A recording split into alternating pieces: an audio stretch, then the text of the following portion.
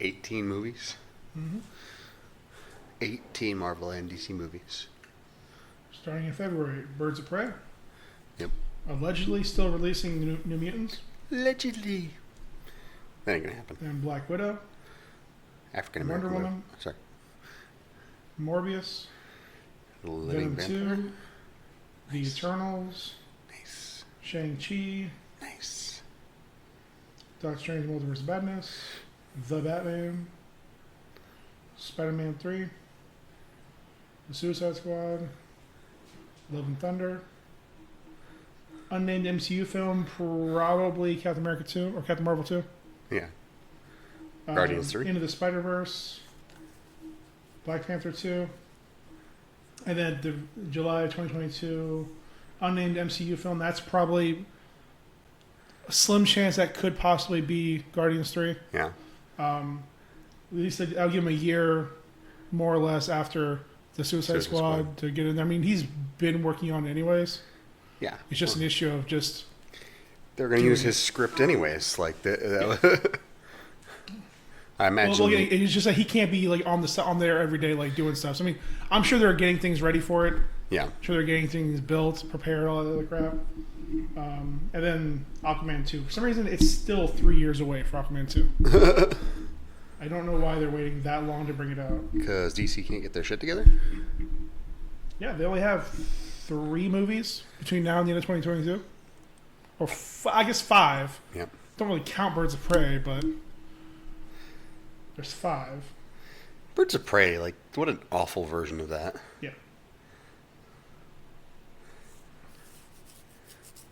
Like, I don't know. It was more interesting when it was the female elements of the Bat family. Yeah. Now it's like just random DC non-powered chicks thrown together. Let's see. Yep, Harley Quinn, Black Canary, I guess, maybe, possibly. Huntress, Montoya, Sandra Kane. So yeah, Sandra Kane, not even like Black Mask without his mask, and Victor Zsasz.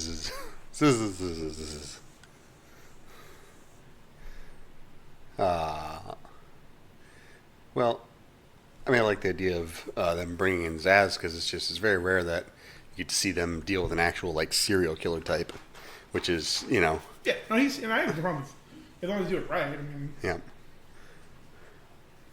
Victor Zaz is played by Matthew McConaughey. Victor Zaz. Batman, time is a flat as circles.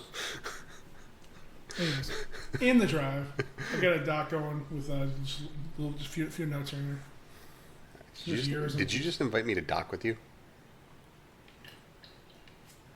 No, dummy. Open invitation. It's been for a while. However, that's nice to know.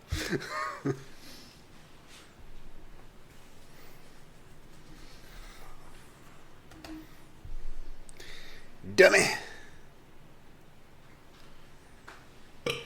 Every actor will eventually be in a comic movie at least once, statistically. they almost all have been. I mean, major actors, I would say, yeah. And I guess, if you include, like, extra work or whatever, potentially, yeah, it could be. I mean, there's so many of them being made, but... like, well-known actors, I would say, yeah.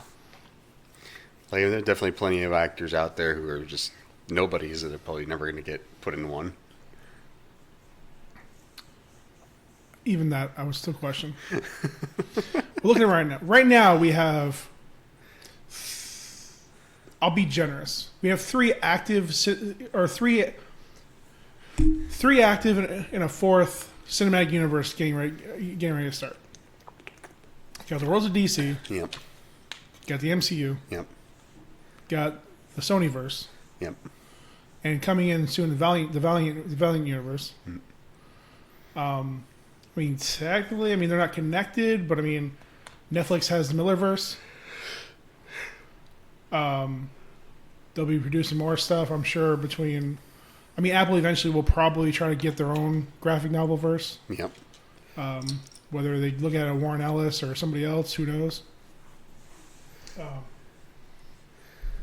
Well, yeah, I suppose. But see, here's the problem with that. They keep recasting the same people. Like, they keep using Jaimin Hansu and Idris Elba over and over again. Yep. Keep reusing Chris Evans over and over again. Only twice. 3 times. 4 times. It was Johnny Storm. He was Captain America. He was Ramona's ex. And he was the guy from The Losers. Aren't you a big fan of that one? Yeah, I mean, again, it's not a universe, but yeah, I got you. No, but it's a comic book movie. And also, 3 of those were within like 3 or 4 years when like they were. It was like the early days of comic movies. He was the only one willing to do comic book movies, especially the weirder ones. He is a superhero He is. with his shitty hair and everything.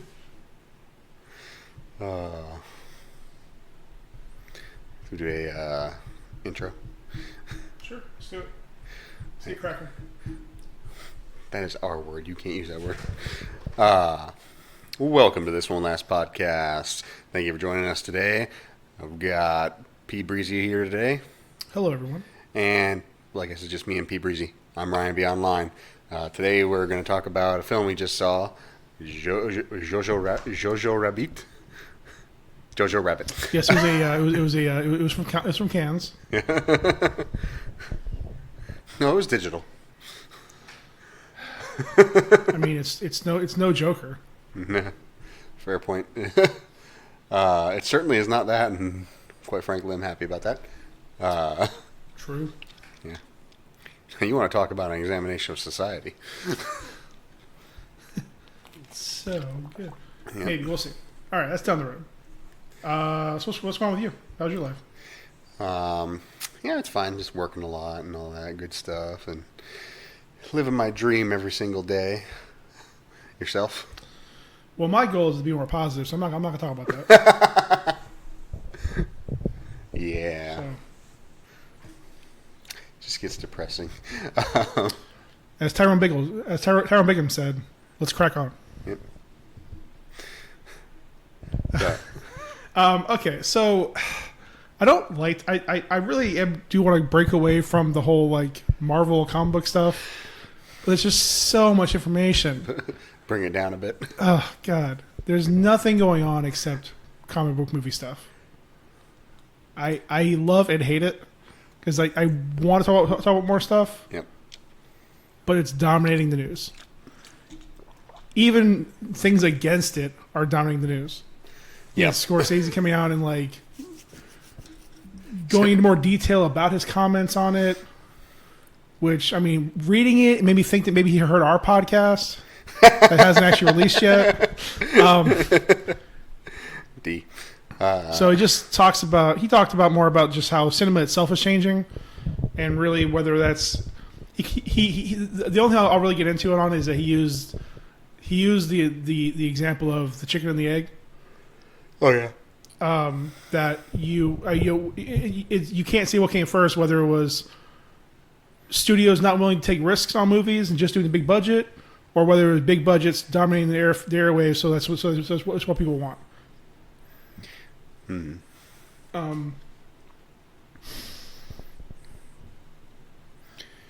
I get it. It just, yeah. I mean, and again, I think kind of before, I think that's kind of what he was going for to begin with. Just obviously, it's hot takes are what rule the internet. So Sure as soon do. as a big name director says, "I'm not into those movies," everything exploded. What the people want is something that they can say you said and take entirely out of context. That's right. USA. But moving on. Without looking into the subtext of things. Remember, you can't spell subtext without butt sex. That's right. So everybody, you guys can you don't have to hate Scorsese. Okay, there's plenty of reasons to not like him, but him having opinions isn't the reason. And that's fine. If you don't like it, then just don't watch The Irishman, even though I know you're going to. Sheeple. We live in a society. That's what all the kids are doing these days. Going to watch The Irishman. Yes, you're all looking to see a de-aged De Niro in stilts. It's going to be great. Little bit. Oh. So, yeah, moving away from the Marvel news. So there's going to be 18. Let's talk about Marvel and DC movies. So comicbook.com recently just put up an article, and it's not like anything new, but seeing it in this list form, it is a bit overwhelming. Yeah. Between now and the end, or maybe it's just the beginning of 2020. So from all of 2021 and 2022 through the end of 2022, there will be 18 Marvel and DC films. That's not counting TV shows, animated movies that are not going to be released in theaters. That is just straight cinematic releases of Marvel and DC films. Now, I will say this. When I say Marvel, it is slightly loosely defined there, because they are working with Sony to do some movies. Mm. So while these movies aren't directly in the MCU banner, our Lord Kevin Feige is involved. So has been for a while, from what I understand. Yes, he's doing his thing, man. Listen, he's just good. I don't know why Marvel doesn't advertise on the Hulk. I mean, he's just a giant banner.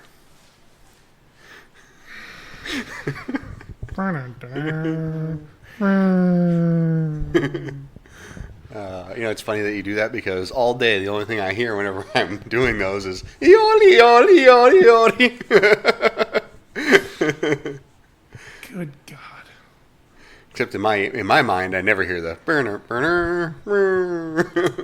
That's the problem. So the list doesn't start off very strong. I'll admit this. Doesn't start off very strong. So early next year, February, we got Birds of Prey and the Fantabulous Emancipation of one Harley Quinn. I genuinely don't care. Other than Ewan McGregor playing Black Mask, I don't. What if he's got the high ground? I mean, Black Mask, really, even as a character, like, if you don't add a bunch of long-running history, is not all that interesting. He's just a gangster with a funky-looking mask. But in the books, he's got a long-running thing with Batman, and Batman is part of the reason why the mask gets fused to his face or whatever. So it's like, he's just going to show up there. He's going to be a gangster type, and that's going to be it. Yeah, probably, because they're very unoriginal. Yeah. We're staying positive. Yeah. It's hard to stay positive. Remember with the next movie, the New Mutants. If they call it that, they're still working on getting rid of all references to mutants in the movie. Jesus. So I don't know if they're actually gonna call it that. I mean, at this point, I don't.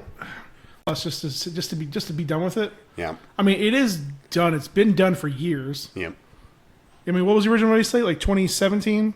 Something like that. It was a long time ago. Yeah, it was like late 2017. Then it pushed to early 2018. They pushed back a whole another year. Then pushed back. It was supposed to be out this summer. Then they pushed it back again. I mean, at this point, like, I mean, that was what? It's like season 4 of Game of Thrones. Yeah. It was filmed. Macy She Williams. This young ass Macy yeah. Williams. And then other generic actors that are in the movie. Doesn't matter. I mean, it was around the time that the kid, what's his name, Charlie or whatever, was Stranger Things. So I mean, like, you talk about that. That was probably 4 years ago, like you said. It was, and it's kind of crazy, just because of all the weird stuff that's been going on with Disney and Fox, but B, it's like, to me, it was one of the more promising installments, outside of Logan. Upcoming for the last few years, because it was a different take on the whole thing. It wasn't going to be just flat out superhero. It was going to be kind of a horror movie, and it was going to depict them as being like almost like locked up and treated like experiments and things like that, which was an interesting take. Yeah. So what's the over under? That it's better than Dark Phoenix. I don't know. I didn't even see Dark Phoenix, but No, nobody did. my guess would be it'll be about the same. All right. Especially if it's going to be as still- scrubbed as it is right. going to be. So still better than Apocalypse. Okay, that's good. Yeah. That's good. That's not setting the bar very high. Apocalypse isn't the worst comic movie ever made. I mean, that's a conversation for another day. Yeah. But it's right there. It's holding Arnold Schwarzenegger's hand pretty closely. So, moving on. I love bat nipples. Black Widow. Yeah. Everything looks pretty sweet so far. Yeah, and it looks like they're going to introduce some concepts and some things that will actually expand the universe, which is an interesting choice because, she's departing, or has departed technically. It taking place in the past, but them bringing in, the idea of multiple Black Widows still out and in an operation, and B, Taskmaster's supposed to be in it, which I think is an interesting addition because if you look at like his powers and whatnot, quote unquote, is his photographic memory, which basically is that he's able to. I'm sorry, I don't think photographic is the right word, but yeah, it's like he basically says like photographic reflexes. I think is what sort they of. It's like it's something weird term. I forget. Basically, it's photographic memory for his muscles. Yep. So you can see it and then do it. Yep. Basically, he can copy any martial artist and replicate their abilities, and some powered people to a certain extent, and replicate their capabilities, though not outright stealing their powers, but also it being a non-powered individual, non-technically powered individual who is a match for these powered individuals, and how they're going to bring them into the actual universe and how he'll serve any purpose, if any. But also just the idea of going back a few years and just seeing what was going on, in Budapest. Yeah. But then again, I mean, I still feel like it's one of those situations, like not necessarily, like it's just sort of, I don't care to see it, but that's cool. I mean, again, it's something. Knowing this is the last hurrah, A little it does extra. have a little bit more for it. Does have a little more Yeah. impact for it. So that's cool. I'm not opposed to it. I mean, I enjoy Taskmaster because he does dabble in a lot of different heroes and villains. And he's not outright evil. He's just making money. Plus, Captain America's version, or Russia's version of Captain America, Red Guardian, Hoorah! played by Sheriff Hopper himself, That's right. David Harbour, the third. So good. Yeah. All right. Next, follow up one dynamic woman with another one. Wonder Woman 1984. Mm-hmm. I still don't like that name. it's the year we were born. I mean, like, just call it Wonder Woman 84. Like, you don't need to call it 1984. Just Yeah. Wonder Woman 84 if you have to. I still don't know why you have to have the year in it. Yeah. Like, we're gonna get it pretty quickly. That hair's gonna be huge. I can already see Kristen Wiig with her wig. Like, it's just gonna be teased, like me in school. Yeah. Anyway, so whatever. Captain Kirk's back and some other bullshit. Who cares? Homophobia is wrong, people. Then let's just take a quick left turn. Morbius. The living vampire? That's right. Wow. So, Mr. Leto gets another chance to play a thing. To play an edgelord. A pale-skinned edgelord. Although I'll say this at least, two interesting castings. I'm curious to see what they do with it. Confirmed Matt Smith and Tyrese Gibson in there. So interesting. Both always wins. I'll get my custom and fish ready. You don't want to see me running. Then, for some, I don't know why Sony wants to use all their movies right in a row. Yeah. And after that is going to be Venom 2, coming out in October 2020, Nice. directed by Andy Serkis himself. Nice. Do they give any kind of plot points on that one? Because I know they were talking about possibly doing Carnage, but I think that one's supposed to be later on down the line. I think they were talking about skipping that to the third one. Nothing confirmed that I can think of. That I can tell that I found at least. Yep. Just, I mean, they do confirm Woody Harrelson is still in this. As well he should be. But yeah, I mean, nothing's really confirmed, unfortunately. So we'll find out. I mean, again, we're still about 12 months out. So it'll be coming out slowly. We'll get. I mean, that'd be creative because most of his big storylines involve other characters they're not going to use. If it isn't like, without Spider-Man and Punisher, he doesn't have a whole lot of storylines. Everything else is just he's either fighting normal criminals, or he's fighting other symbiotes. Yeah. And we already did that. I mean, you can only do so many Let's Fight Symbiote movies. But hey, prove me wrong.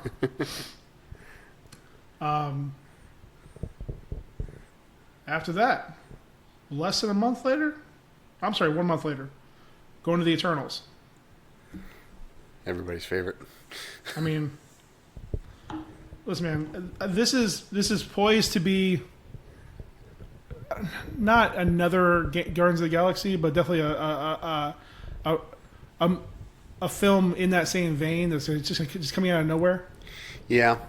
Well, and if nothing else, I think it's the first time that they're going to try a film like this on a scale like this that will be successful. Like, I mean, I don't really know how to exactly describe it, but like, anytime that you get these kind of space epics, and I'm not talking about like films like Star Wars, because Star Wars are very serialized and they're very heavily influenced by previously successful films, but this one looks to be kind of like almost like a Dune, where there's going to be a lot of backstory that you're not getting right out the bat. Yep. And there's going to be a lot of things, a lot of concepts that they're going to present to you very quickly in the story. And I don't really feel that Dune ever had the level of success that they wanted it to. Or even like a Battlestar Galactica, where like, yeah, the show itself did have quite a following, but it was kind of a niche following.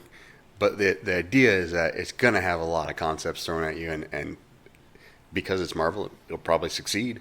Yep. But it's going to be the first of its scope, bringing in celestial concepts and the idea of like, you know, the Eternals influencing humanity from the get-go, and being sort of like, you know, a multi-timeline film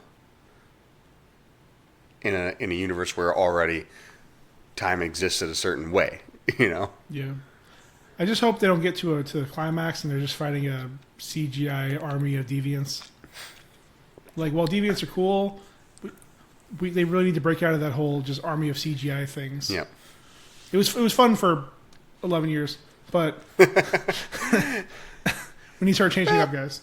I'm trying to think of the ones that I was watching something the other day, and it was talking about one of the Marvel films that did it very well, where they changed up the formula as far as like the final quote unquote fight, and it wasn't as big of a CGI shitfest. And one of them that comes to mind immediately is Black Panther.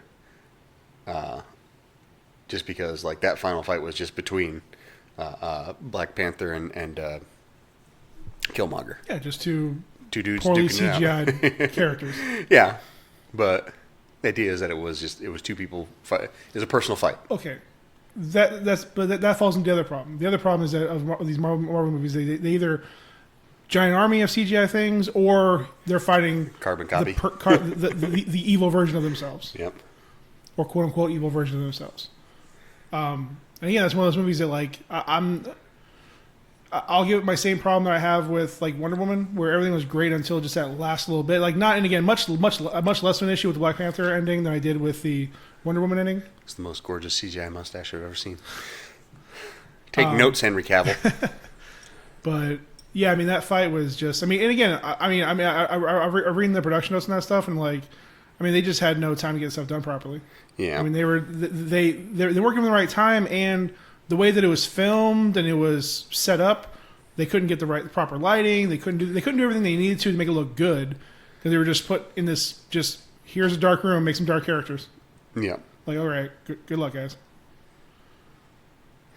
Oh, yeah. Other than that, fantastic. All right. Blowing through. Whee. Cracking off into 2021. Shang-Chi. Digging into that Asian market. I'd say this one has the. This one's probably the biggest gamble. Yeah. In America. I think even abroad, because it could very easily just be done wrongly. I don't think it will be, but if it isn't taken the way if they don't take all the steps they need to, it could very easily just be brushed off as just a generic movie. Yeah. Which you don't think they will. Their pedigree does pretty well. That should be pretty cool, and a proper Mandarin for all you nerds. Well, and just being able to see an actual, hopefully, a proper martial arts film. Yep. Like That's the key. something that you could have a fight like the Black Panther fight, and not use a bunch of CG. Like I get why they do it with Black Panther because they're supposed to be able to do these crazy things like leap like 30 feet in the air and.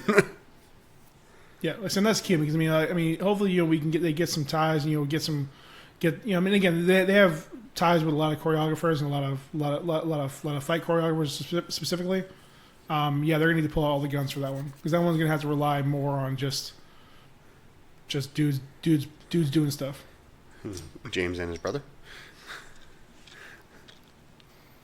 All right, the year of Marvel's going I think on. there's 3 of them. Anyways.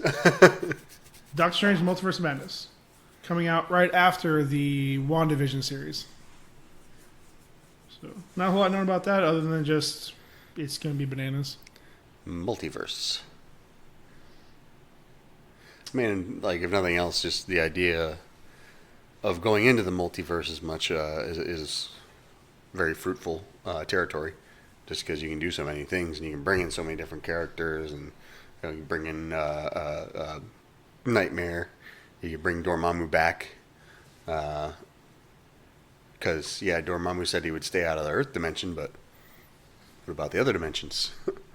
And you can just do a lot of different things with introducing concepts and introducing characters, which is good.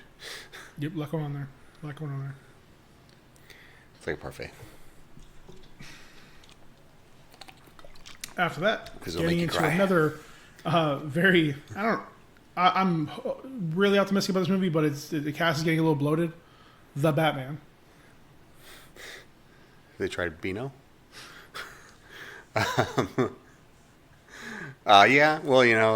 Even starting out, just like it's a good idea. Like as far as I'm talking about doing a more noir-based Batman. Which is fine. But my concern is that right off the bat, they're bringing in, obviously, the Batman. Yeah. They're going to have an Alfred. Yep. Which, at this point, articles out there saying that they cast your boy, Caesar. Smeagol. We don't reference that movie in this house. You can just get out of my house where you reference that movie. Andy Should have Serkis. said you can walk out. I don't reference that movie. I like there was a films explained badly thing with the fellow with Lord of the Rings, and it was like a group takes 9 hours to return jewelry. It's good. Yep. I hate those movies. So, Batman, Alfred, a new Commissioner Gordon, a new Catwoman, a new Riddler, a new Penguin. Like, it's just...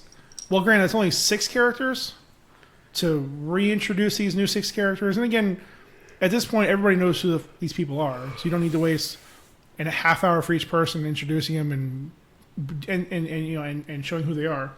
Other than just, how the slightly different variations they are from their previous iterations. Yep. And honestly, somebody like Riddler is probably the less you tell about him, the better. Yeah, it should really be a mystery. I might have to cut this one short. Yeah.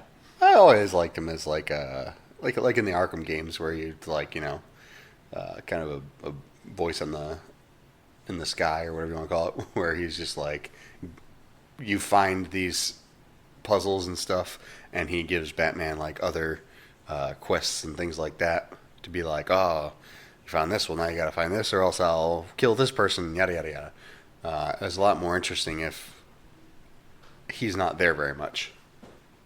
Yeah, he should never be in front of Batman. Yep. Ever. It doesn't end well when he does. Yeah. So from one top character to another. I'm not gonna jinx this, but Spider-Man 3. Woo. No title at this point. Maybe I don't know. Spider-Man home from college. I don't know. Graduation day. I don't fucking know. Home is where the heart is. The heart she holler. Yeah. So literally nothing's known about this. They just when they did their fake makeup with Sony, they just said, "Hey, we're making another movie." Great. That was it. Fake up. Yep. Fake up. Man, July 16, 2021. To bring you back down to earth, after that, it's going to be the Suicide Squad. The Suicide Squad. I mean, I can't even hate on this one. Everything I just complained about the Batman, this does 4 times over. Yeah. I mean, it has already like 20 people named in the movie, which you can guarantee like half of them are going to die in the first scene. Yeah. Probably. Or like montages. I mean, it is like, if nothing else, it makes more of a case for it being, I won't say better, but at least like to embrace the premise a little bit more. Because like, yeah, okay, in Batman, you introduce a lot of these villains and you need to get to know them. So the more characters you introduce, the more time you're going to have to give to each of these people. And DC has not shown that they have a great capability with doing that, with juggling multiple characters. Yeah, more than one. Yep. And is different with Suicide Squad, especially because if you're putting somebody like James Gunn in charge, who's already shown that he can do it. But with Suicide Squad, the idea is, like you said, probably most of them are going to get killed off in the first few minutes. Or at least the characters themselves are expendable, whether it's the first few minutes or throughout the movie. Or maybe, like, if it follows them for a longer time period than the first film, and it follows them across multiple missions instead of just the one, that maybe they keep introducing people who keep getting offed. And it just sort of like shows off this rotating rogues gallery that what's her name? Maria Hill? No, that's Marvel. Amanda Waller. Amanda Waller. There we go. Like I say, it's one of those like interesting where they I mean, obviously there's a few ways to go about it, but because if I remember, because I didn't read too many of the books, but I know they had like a pretty robust stable to pull from. Yeah. So like they would pull ones that made more sense on those missions. Yeah. So like they have like 15 people, they may only pull like 4 to go on this mission. They'll send 5 on this mission, and then just as they go, like Polka Dot Man gets killed. Yeah. Spoilers: he's probably gonna die. Yeah. Unless the brilliance of it, he's the only one who survives. Oh man. Nice. Oh man, so good. But either way, I get to see Nathan Fillion again, so or at least hear his voice. Yep. His beautiful, velvety voice. Yes, Captain Mal. Now, hopefully, the rumors I heard are true, and he's playing Arm Fall Off Boy. But I don't think that's going to happen because I actually saw a different thing, and it made a lot more sense. But so we're all happy. A man can dream. We're all happy he's involved. Yes. So, and one of the people there are going to be Taika Waititi, which is great. Yep. Continuing Taika Waititi. Yep. Right after that, we're getting Thor: Love and Thunder. Can't wait for that. I'm curious to see if your girl is capable of buffing up. I mean, they can do anything with these. Oh no, they're gonna have to do like CG because she's too goddamn small. Yeah. She's wafer thin. Petite. True. But the other thing is like, are they gonna have her play Lady Thor, or could they just have her be her and have like a stunt actor or whatever be there for the Lady Thor, or like you said, do CG? Yeah, no, they're gonna do CG because she is literally just too small. Yeah. She's like, if I'm being generous, 5'6", Yeah. and 56 pounds. Like she's, I don't care how much she buffs up. Her body physically can't hold that much muscle. Yeah. And even still, she's still super tiny. So they will probably do a Hulk and just bulk her up. So they'll bulk her up to normal human size. She's adorable. So yeah, that should be pretty awesome. No other information than that. So yeah. Well, I did just find something just now searching the internet. It's gonna be fucking awesome. That was me. I posted that Oh shit! in my mind. Breaking news, guys. Didn't you have the strength to post it himself? All right. After that, mystery movie, unnamed MCU film, February 2022. Fairly good chance of being Captain Marvel 2, for what that's worth. I mean, it made a lot of money. It's a female character. They're gonna make it. Yep. And the only other movies that don't have release dates, there's no time for them to make them. Well, a few months after that, going April 2022, got Into the Spider-Verse sequel. Should be tight. I mean, there's hundreds of Spider-Man to pull from. Sorry, Spider people to pull from. I mean, there's any number of things they could do. Maybe even bring in Madam Web. If only. Yeah. I mean, Stanley's wife's still alive, I think, right? No, I thought she died. Did she? Thought so. Maybe I'm thinking of something else, but Yeah, we'll just pull the audio from the animated series. Is that what you're saying? looks like it's gonna be good. Did they say if the director's returning or? Yeah, I believe so. Yeah. As far as I remember, everybody's still involved. Well, that's good. No. Looks like she died in 2017. Yep. Maybe his daughter. His daughter is still alive. So, yeah. After that, Black Panther 2. Keep on back. I don't know what they're gonna do. I mean, it would have been a great movie for Claw. Oops. But kind of use that one up. Yep. But other than that, everybody else who's alive is still back. Is coming back. Yep. 2 more films left. After that will be another unnamed Marvel film. That fairly good chance that's going to be Guardians of the Galaxy Volume 3. We'll get chopper. That'll be a year after the Suicide Squad. So I'm sure. I mean, I guarantee they're working. He already has a script done for the movie.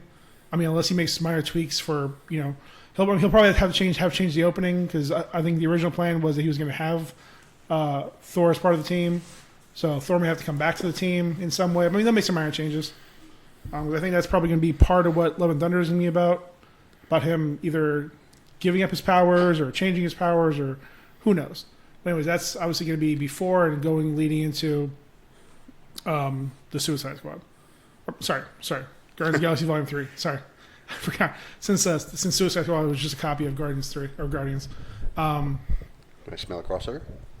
I hope not. Sorry, I just ate some beans earlier. I don't care for Margot Robbie at all. Nope. I don't dislike her. I just don't care about her. She's pleasant to look at.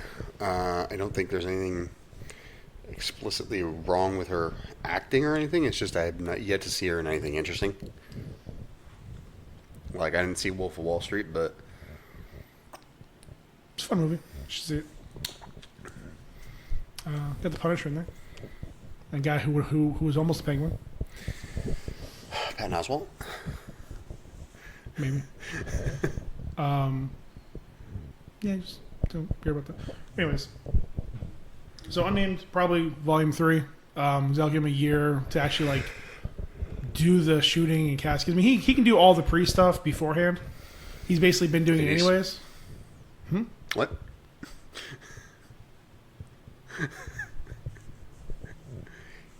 You're doing great, Paul. Terrible content.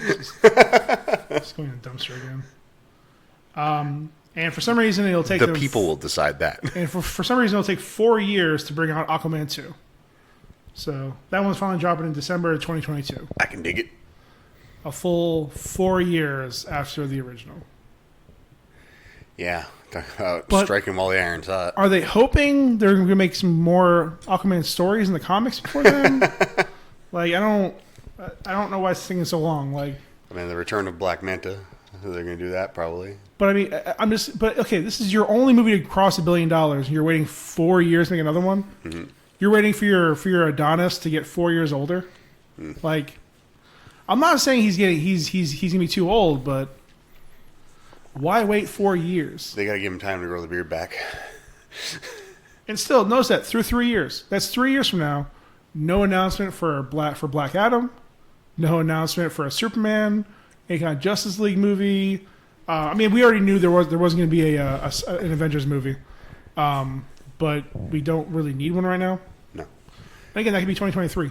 I mean, they had Justice League 2 in the pipes, but that's done. Like, so that's what I think they're recovering from right now. That's probably the reason that they pushed Aquaman. Well, they didn't even push it back, really, technically. That's probably the reason why they're not making Aquaman 2 until 4 years later, is because they had all these other projects coming down the pipes. They had a Flash movie. They had a Cyborg movie. They had a Green Lantern movie. but no, they never actually had those movies. They had them planned. They were supposed to be coming out. I think Flash movie was supposed to come out 2020. Yeah, when they announced it 5 years ago. Yeah. That's what I'm saying. Well, yeah, Aquaman was 4 years ago. All I'm saying is the moment Aquaman was 1 year it crossed $1 billion, Yeah. they should have been prioritized. Yeah. And again, 4 years. The average turnaround for a comic movie franchise is 2 years. Yep. Especially when they have a small cast. They don't have a huge cast to work with. Well, Thor. How long was it between Dark World and Ragnarok? Which is Dark World was terrible. They needed the right story to tell. But I don't think, well, but they didn't have any other stories come out that, like in the comics between Dark World Oh, no, it wasn't waiting for a good comic story to come out. It was just waiting until they found a good story to tell about. Like whether they finally created. I mean, obviously, that's not necessarily. Well, it's pulled from the lore, but not really from the lore. the Thor lore? So it's all made up, all of it. I mean, they really kind of bastardized the whole. They bastardized the God Butcher storyline, kind of. Well, God Butcher character. And they what did they really do with like her origin was kind of like Odin's brother, sort of, For who? for Hela's origin. Like it was entirely not Hela.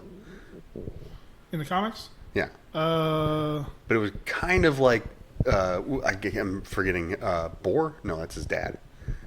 But Odin's brother, who is basically the guy that did all the rain or whatever. yeah. Yeah. The one that was the serpent. The one Yeah. that was sealed up for millennia. Because he basically like came back and like, oh, I helped you establish Asgard and yada yada and all that. Yeah. So it was a lot of different stories that they kind of melded together, which just so happened to work. Yeah. Yeah.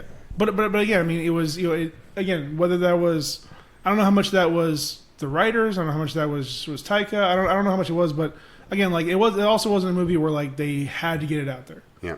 DC kind of needs an Aquaman movie. Yeah.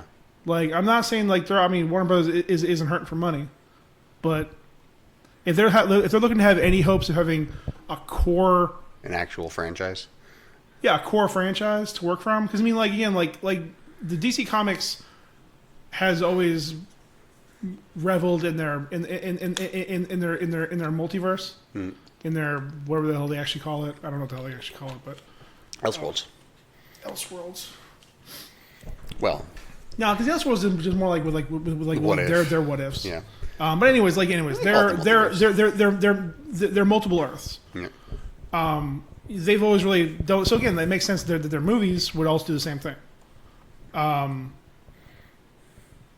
just don't know why they waited 4 years to redo that movie. Who knows? But I mean, really, Aquaman should have been their Iron Man after that kind of level of success, which means the second movie is going to be not as good, and the third movie is going to be not as good. But everything that he's in between is going to be great. So maybe they should start working on a Justice League movie. Hey. But that is all the movies, and again, that's not counting all the series. Like 2021. Listen, I don't just start planning it out now.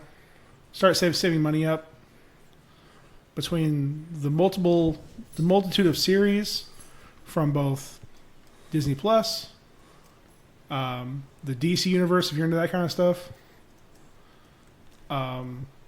They, again, may add more series. I mean, I know they're already consolidating and shutting down a lot of the ongoing series they have now, but, I mean, there are talks to possibly bring back Charlie Cox, to bring back John Bernthal.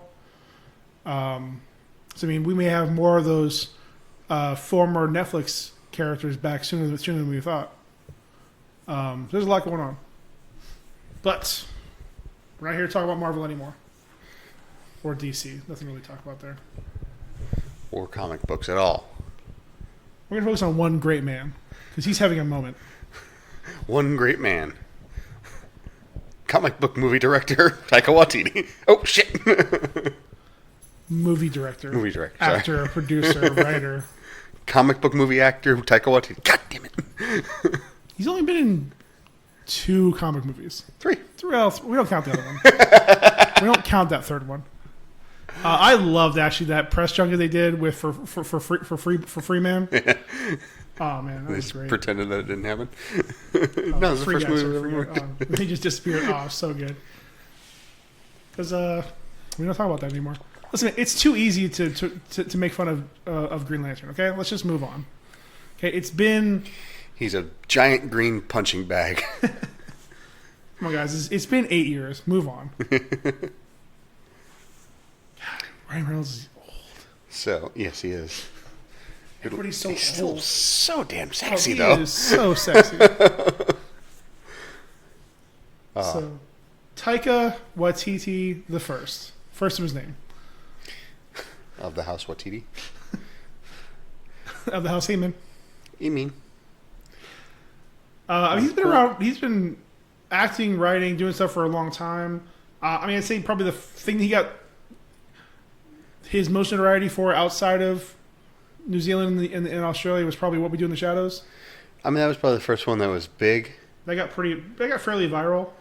I mean, he had done a short for that earlier and finally got the money to do a movie, which this past year got turned into an FXX series. Yeah. Seemed to be enjoying some success for it.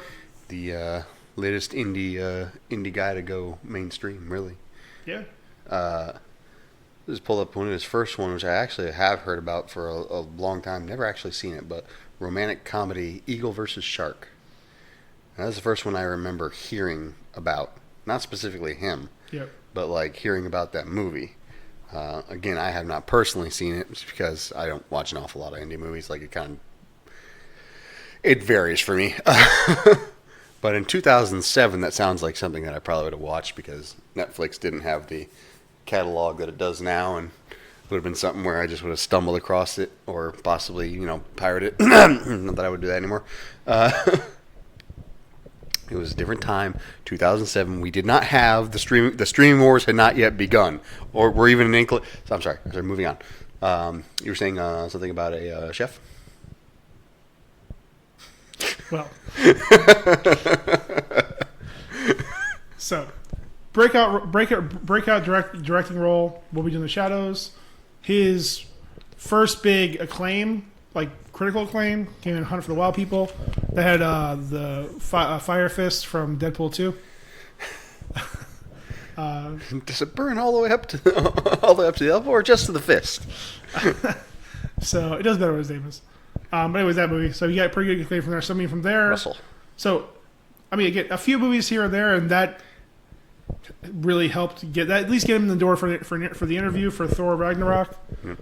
And dude's he's fucking charming. So Yep. he had a good mock up. I mean, listen, I guess if you're funny and you play immigrant song, you can sell anything. He got that Kiwi swagger. That's their word. Swagger? No, I'm pretty sure anybody can use that. And this year, so following up with that, then obviously played a role in Avengers Endgame. Errol. So I didn't understand that reference. It was my Captain America reference, whatever. You mean? And Jojo Rabbit. Jojo Rabbit. We'll get back to that in a minute. He wrote the initial screenplay for Moana. Nice. Yeah. Dude does work. Yep. Dude does work.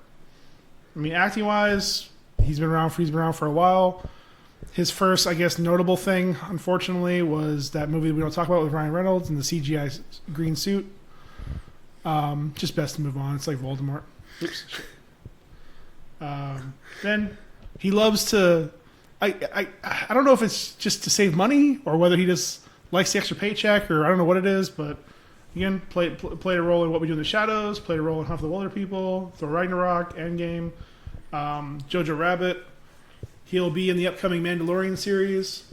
He plays a droid and directs one of the episodes.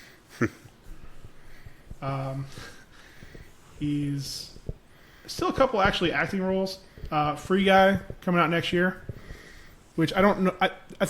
Are we past the point where that movie makes sense? I don't quite know anything about it. Oh, Free Guy. It follows Ryan Reynolds, who one day realizes he's an NPC in an open world violent game. So he's basically like a bank teller or like a clerk in GTA. I mean, why? Because single player games don't sell. Is that what you're trying to say, Paul? I just think a movie about that. I mean, it's just a concept. It's a funny concept to begin with. Games are bigger than they've ever been. I mean, or you just mean like Grand Theft Auto types? No, I mean GTA is still making more money than every other game in the world right now. It's true. Except for Red Dead, which is Grand Theft Auto on horses. No, I think GTA is still making more money. Really? Yeah, the online factor. There's online on Red Dead. Not as much going on as GTA. Fair point. GTA still has like new events every month. I mean, like that it's ridiculous. Like GTA, I cannot believe how much money they're making with that damn game. The game's been out for 5 years now. Like they just port it to a new console, then make another billion. Like I forget the number. I heard one time like they make several $1 million a day. Just keep remaking it. It's like the Skyrim of open world. It's like the Skyrim of violent. It's like the Skyrim of Grand Theft Auto. Wait. My head just exploded. It's like Skyrim, but playable. Yeah. It's like the Dark Souls of Skyrim. But yeah, so he's again coming from. Again, obviously, I mean there are international directors that make it big in America, but the path he's taken is very unique. It wasn't like he spent a decade writing behind the scenes or being a weird bit player or just making all these movies that eventually, if one of them finally takes off, like What We Do in the Shadows, like that was one of his like first, like it was like maybe it's like one of his maybe like his third or fourth movie he like directed himself. Yeah. I mean, a lot of them were shorter ones. I think there was he was with Eagle and Shark and all that stuff, but just. And like especially the way that they've been received with his unique take on movies, his unique style and humor that he like just fosters in these movies. Mm-hmm. I mean, What We Do in the Shadows, especially, is just ridiculous. I have not seen that one. I got into it for a little bit, and it seemed like a thing that I would like, but I'm not a big found footage style or mockumentary style fan of those type of movies. Still did a few of the bits that I saw were pretty funny, but I just hate those type of movies. Like I can't. It's a thing for me. Sorry. Stop staring at me with those eyes. Being petty. A bit, but if the humor shows through, it shows through. yeah. I mean, either you don't like it, or you don't like it. I mean, again, it's the filming style. I don't just mean visual. I mean like audio too, where just like the dialogue is like how normal people would talk to a camera like that, where it's very like awkward and clumsy and things like that. If it's two characters kind of interacting with themselves or with each other rather, and you know they have goofy moments and things like that, kind of like in Ragnarok, you know, especially the bit where Thor is telling the story about how Loki turned into a snake. Like I get that. That's funny to me. Like that's good. I can get that. But when they're like talking to the camera or talking to me as an observer, and they're talking like that, it's weird. Like again, it's personal preference, but not to go off on a tangent. It's just that's how I kind of view a lot of those things. I feel it's almost in the same vein as shaky cam horror, where I don't like it because it doesn't feel natural. Even though, like, yeah, the other end is more dramatic and more ridiculous. It takes me out of the immersion, so to speak. All right. Just looking at his stuff right here. Also, of course, something we haven't mentioned yet. I don't know if you're going to get to, but his involvement in the upcoming live-action version of Akira. Tetsuo Kaneda! Yes, he is still technically attached to it. He actually stepped away from it. I think there was some issues, like always, like it's been going on for 30 years. There were some issues, and I think part of it was he just... I think a big part of that was because of the issues with Sean Gunn. No. James Gunn? James Gunn. Sorry, one of the Guns. Is Sean the one that played Rocket? Because he was taken off of... Rocket? Yeah, because he was taken off of...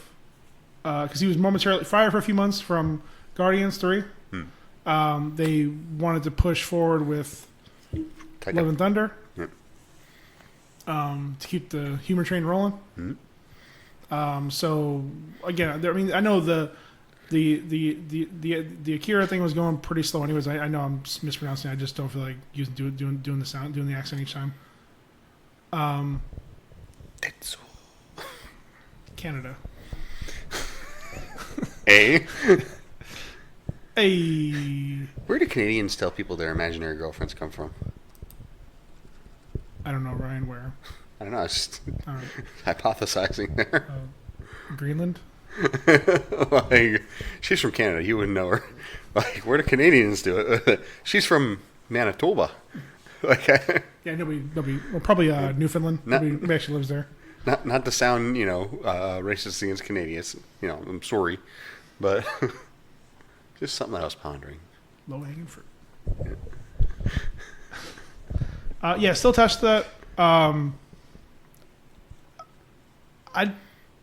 I love Taika Waititi. I don't know that he's the right director for Akira. I don't think anybody's the right director for Akira. Yeah, I'm fine with him never making it. I was this close to thinking that you were saying, I love Taika Waititi, but I'm not in love with Taika Waititi. I'm straight in love with him. Straight. He has nobody invitation for docking anytime he wants. But yeah, like certain movies, like certain things, Ninja Scroll, Akira, most of the Studio Ghibli movies, Trigun, I don't want them adapted to live action. Cowboy Bebop. Sorry. Yeah, I just he doesn't need it. Like it's just certain things just play better animated. Yeah, and I think a lot of them they tell their story better in the format that they're in. A lot of the time, Yeah. like yeah, you could do like a shot-for-shot remake of Princess Mononoke, but outside of just like injecting live action people and creating a lot of the environments and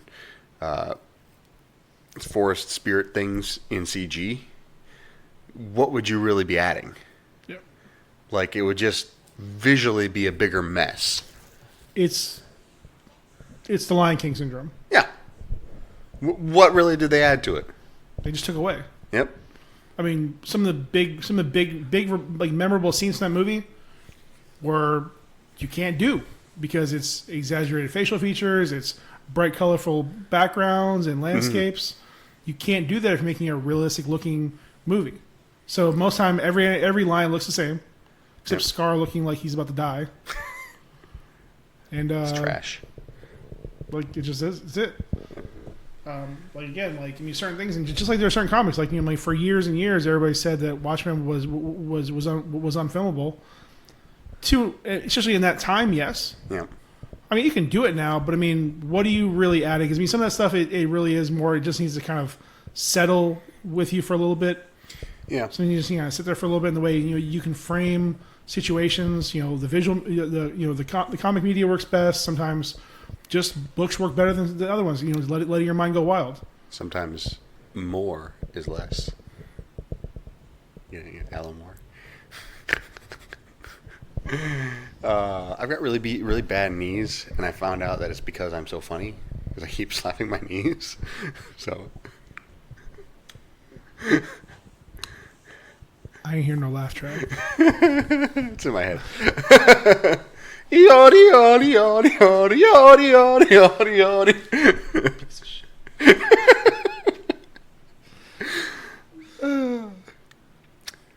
Completely derailed your thought train, didn't I? So Taika. So reason we're all here talking about Taika for in November ish, whatever time this gets posted. Yep. Let's just say it's in 2019. Let's say that. So we just watched Jojo Rabbit. Paid with our own money because we're not sponsored in any way. We're not supported. Regal. No Patreon. No nothing. Wait, But we're open. Listen, I'm ready to sell out. Y'all just let me know. You just let me know. y'all just come find me. Shit. You can reach us at I'll sign the contract right now. Yep. So Doing it. Ryan, Yes. Jojo Rabbit. The titular character, Jojo something, doesn't matter what his last name is. Something vaguely German. Yeah. 10-year-old Hinterfragen.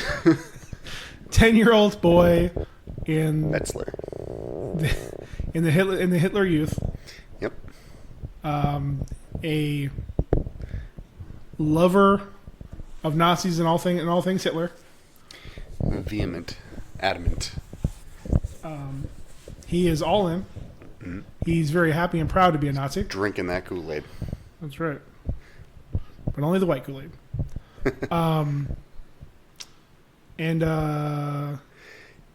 There's something special about him, though. You find out very soon, immediately. He's got a friend. Listen, when you're kids, every kid has an imaginary friend. Yep. Everyone has an imaginary friend. Just like the captain, he had an imaginary friend who wet his bed. Yeah. Every night. Got him in so Every much day. trouble. And young Jojo has his own imaginary friend. Yep. How would you describe him? He's I mean, none of this is spoilers, by the way. This is all in the trailers. he's got a funny looking mustache. Henry Cavill? He's a yes. I would say he's a furious man. It's Hitler. His imaginary friend is Hitler, a very enthusiastic Hitler, played by none other than the man of the hour, Taika Waititi. What's great about that, the studio demanded he play Hitler. they wouldn't finance the movie unless he played it himself. Unless he put his face on there. Because they tried other people, they just didn't work, and they knew that in order to get it right, since he wrote it, he'd have to be the one to do it. Yep. So he was forced to play Hitler. And he was really good at it. Oh, yeah. Listen, I'm not saying he's practiced before, but he nailed it. Oh, yeah. Also heard an interview. Freaked out his parents a little bit because I think his mother is Jewish. Yeah. But hey, man, it's all about the art. Yep. Well, and it wasn't. Let's just put it this way: this movie was very satirical, and it wasn't a positive portrayal of Hitler. It is not in any way. It is not a love letter to any part of the right of the right. Nope. In fact, it was very, very, very again satirically critical. Like, so he at the beginning of the movie, the main character Jojo, who is only Jojo at this point, by the way, is getting ready to go to this training camp. He's going to become a man today because he's going to go to the Hitler Youth Training Camp, and he's getting himself pumped up by talking to Hitler, his imaginary friend, who's getting him to give him a Heil Hitler. And he side note. This movie may have the most amount of Heil Hitlers ever recorded to film. Period.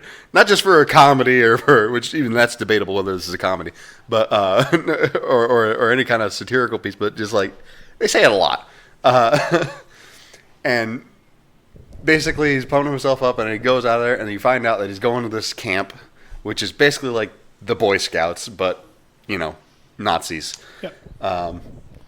And you're introduced to the captain or whatever? Yeah, Captain K. Yes.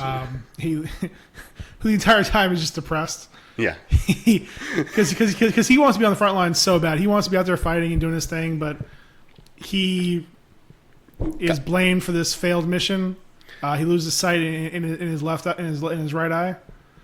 Then spends the next 20 seconds showing off his shooting skills. Yep. Just being ridiculous. In case to help you imagine it, it's Sam Rockwell.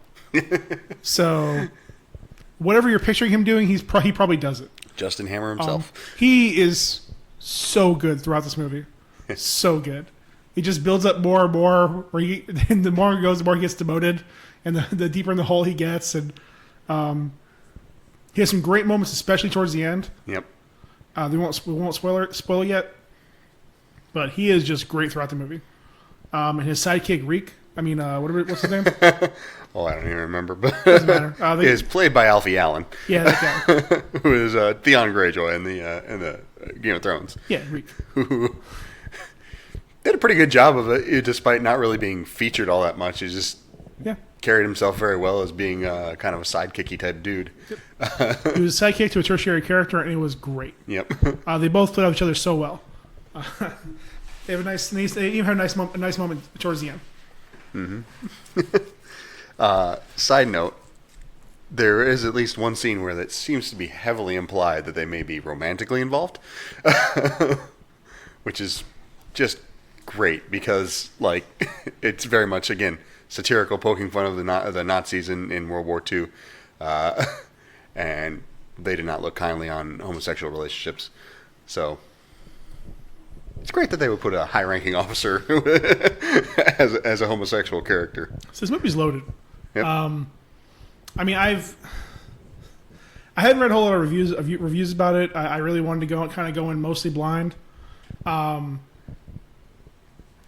I enjoyed the shit out of it. Oh yeah.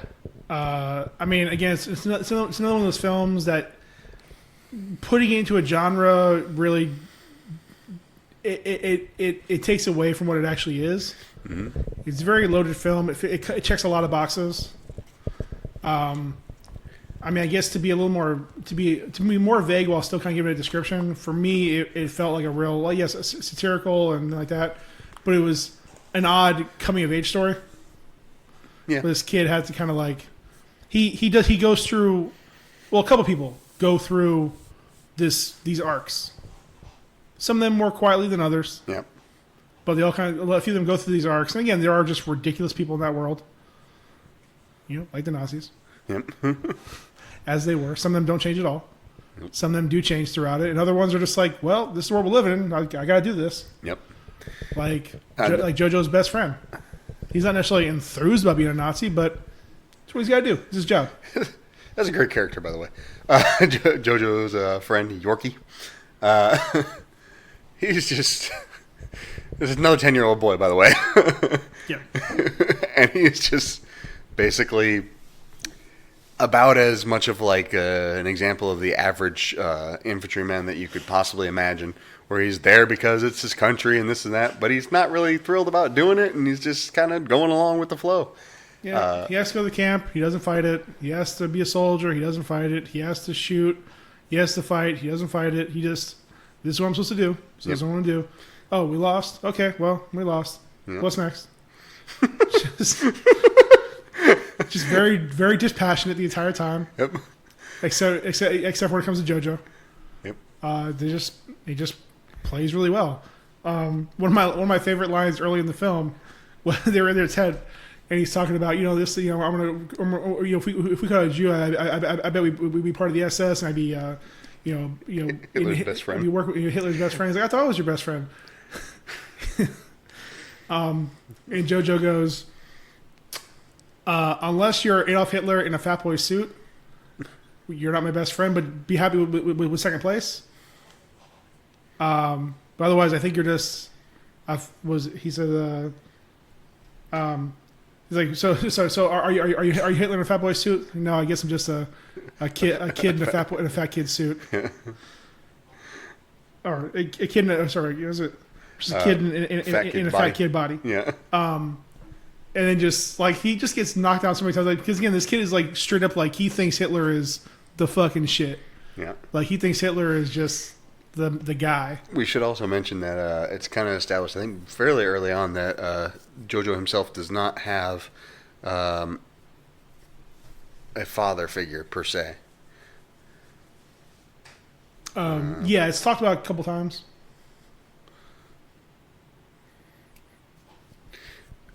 So like he ends up kind of, using not just Hitler as his father figure, but even just the structure of the, the Nazi people and the group that he's in, the Hitler Youth that he's in, as being like his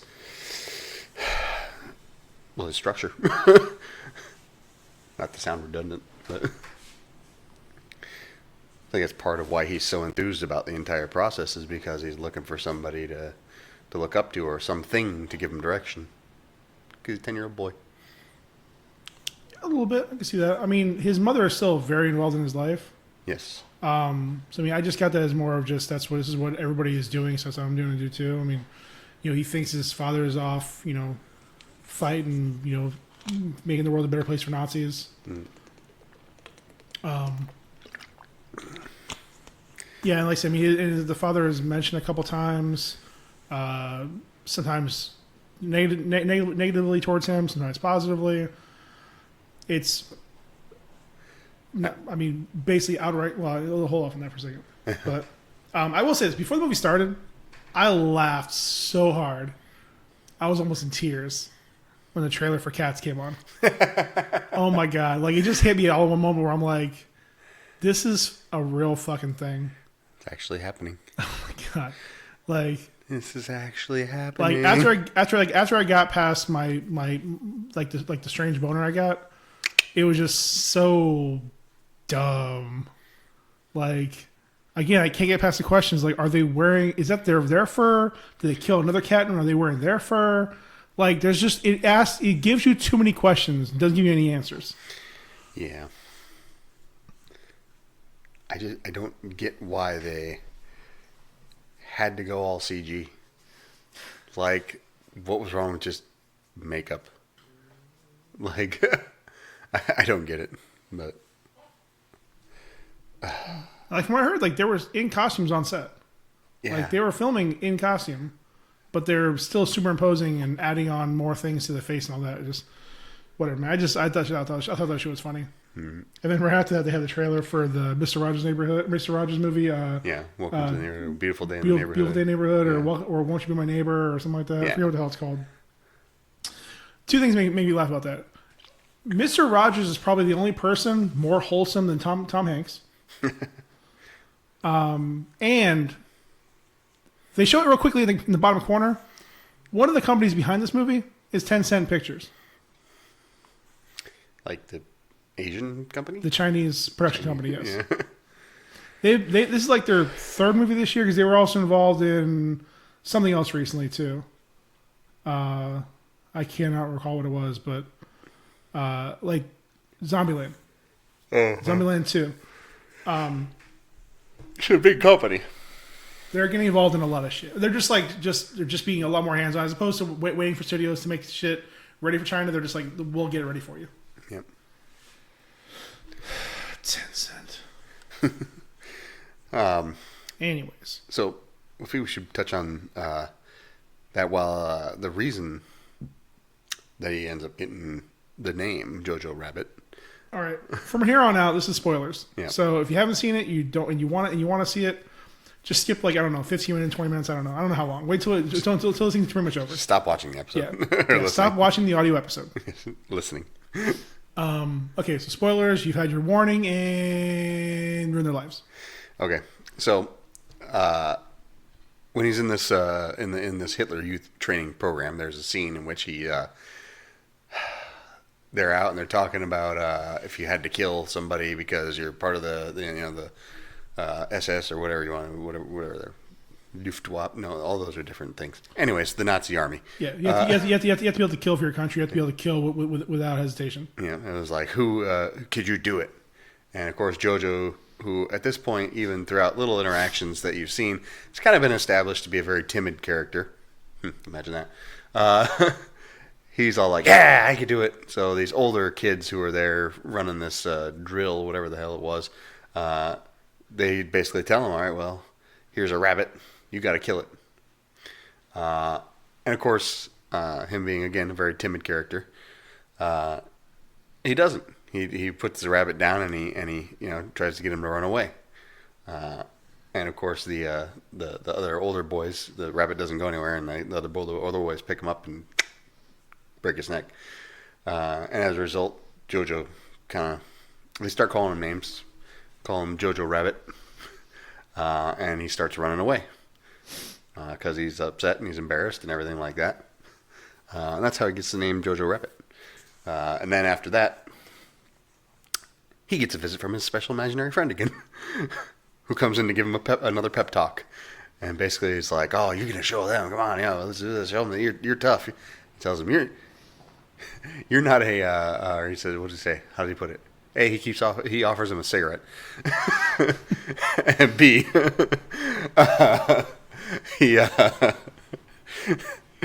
he tells him, rabbits are actually very tough because they face danger every day and they go out and they hunt carrots for their family and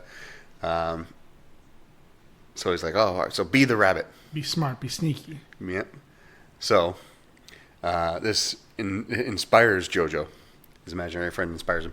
And he goes running into the forest to meet the rest of the kids who are on another training program,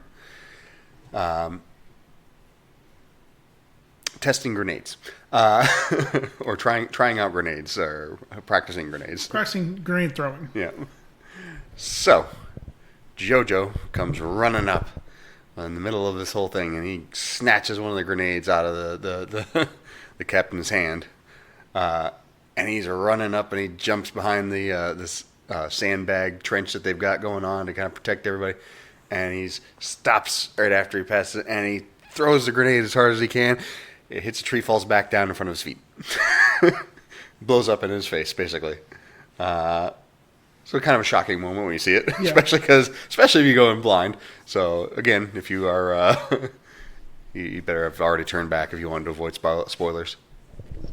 But anyways, after that, he basically goes to the hospital and they fix him up and whatnot, and he wakes up after some amount of time, and he's got some scars and his leg doesn't work quite as well, and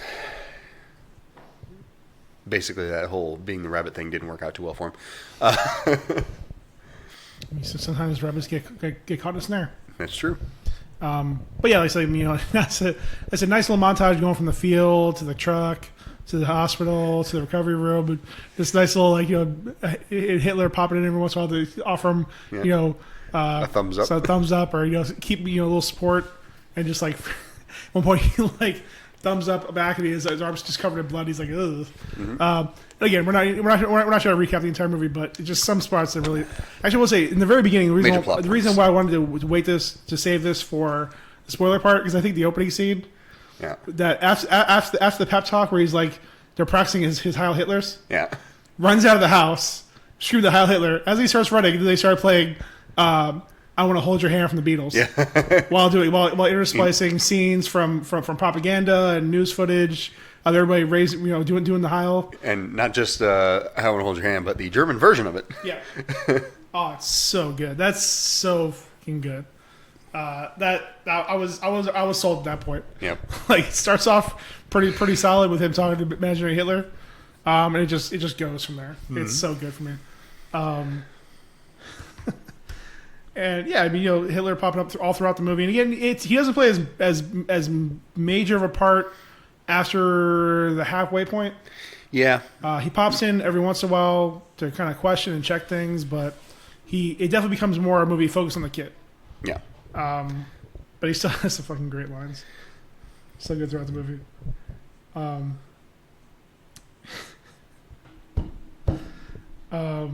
So they get into an argument downstairs because they don't know what to do because they find the girl in the wall.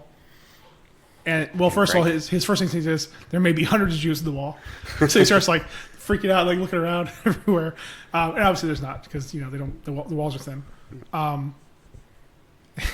And so they're downstairs after one of the interactions, and it doesn't. And he's starting to get a little. He's trying to work with her a little more and get more things figured out. And it's just kind of give and take because they're in this Mexican standoff. It's really just a standoff. Where if she tells on him, he's gonna tell on her. Then they're gonna tell the Gestapo. They're gonna kill all them. And it's just nobody can really tell on anybody, but they're all kind of stuck where they are. Yeah. Because if they do anything, they're all gonna die. So they just kind of sit there. So Hitler and God damn it, Hitler and Jojo are in the kitchen arguing, and he wants to just kind of lay the hammer down. And she's like, goes on a rant for a little bit, and then just yells at him. To put it plainly, get your shit together. Yeah. You're 10 years old. Act like it. Act like it. And then just storms off. That part was a literal. It was an actual quote.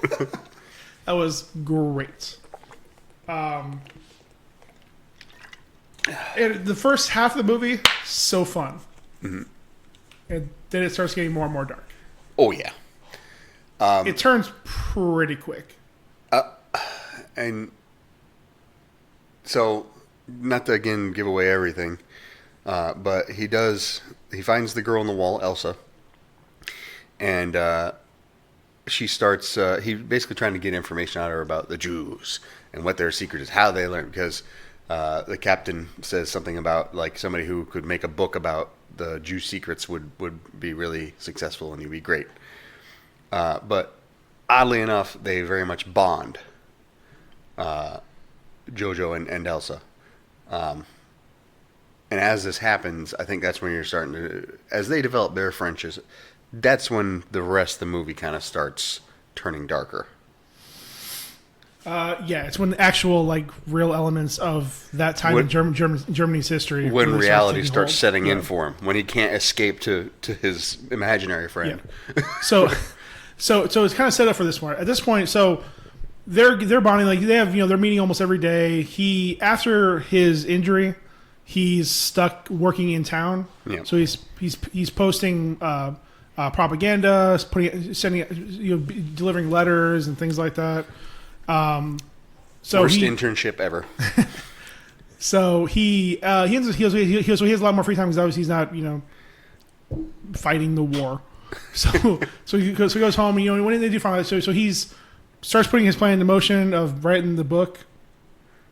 So goes there. They get these interactions where he gets very little in the beginning, and she's just kind of making up these like bullshit stories, just things that she knows he wants to hear, just to shut him up and get it over with. The Jew secrets. And it slowly starts building more and more. They talk a little more about themselves, and he starts not slowly. It's such a slow time where he starts questioning everything he's been told about Jews and everything he's been told by the Reich. So while this is going on, you're starting to get more questions about what his father is actually doing this whole time he's been missing. You start seeing little things about maybe his mother is doing things also. And at one point she comes home. No, actually, no, I'm sorry. One of the days he's working. They're out and they see in the middle of the square in front of the headquarters for that city's Nazi office there's like 4 or 5 people being hung in the streets.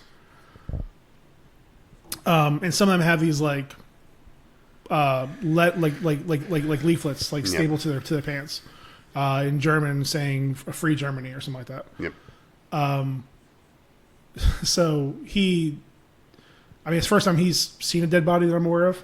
Yeah. So he looks away. His mother forces his head back to look at it to see what's actually happening, because she is definitely not pro-Nazi. Yeah. The entire film, she's against it, but her son is he's all in. Yep. So she's trying to get him to realize this is all wrong, and even throughout the movie, she's still going against these things. Where you're almost afraid that he's going to say something and like turn her in for being against it, but he loves his mom too much. Yep. And again, he's just at this point he's also getting more and more confused because he's talking and spending time with this woman who, as far as he knows, is a snake-tongued, bat-winged evil demon with horns. Nice little line where she said, where you were asked, where are your horns? Oh, they haven't grown any. They don't come in until you're 21. She just fucking with him the entire time because it's just more fun that way. Because again, he's also the only person she really interacts with outside of his mother. Yeah. So just somebody else that she has a little bit more, she get a little more fun with. So again, their relationship grows. You see more interactions with the mother, and so when they're kind of getting like really, really close, all of a sudden, and after he presents his idea about about his book so far to the captain, like the very next day, 5 Gestapo, 5 of the Gestapo, all black hats, led by the very evil Stephen Merchant, show up at their door. Very evil and very tall. So at that point, you're thinking, okay. He got out. Somebody figured out she lives there. Somebody figured out there's a Jew hiding there. Yep. So they come in and immediately start searching everything. They're talking to her. Then the captain rolls up because he sees them hanging out at the house. He rolls up with Reek, and they're interacting, see what's going on. Then they do 20 Heil Hitlers all within 5 minutes. It's so fucking fresh because there's 5 of them. Yes, and all 5 of them do it separately instead of doing group Heils. And then just more people keep entering the scene. Every time you choose a new person. Keep doing it 5 times every time. And then they add the other people in. Yeah. So it's 5. So it's 5 Heils to Jojo that he has to say it 5 times back to each single one. Yep. The captain 5 times to him, 5 times he says it to them. His assistant. And then when it just keeps going. They keep adding. There's so many Heils so closely. And then when they leave, it's frustrating. It's a very tense scene too. Yeah. It's very because like these are like the one guys you don't want in your house. Yep. Go upstairs, which again is very much telegraphed by Stephen Merchant being very tall, just towering over everybody. Oh yeah, he's like 2 feet taller than Sam Rockwell. Yep, it's great. Like you said, Sam Rockwell and not the kid. The kid doesn't even count. Like, so Wheatley's ready to do some damage. They go upstairs. They're searching more stuff. He's asking about where's your mom? What does she do? Is she home a lot? Yeah. And they go upstairs looking for more things.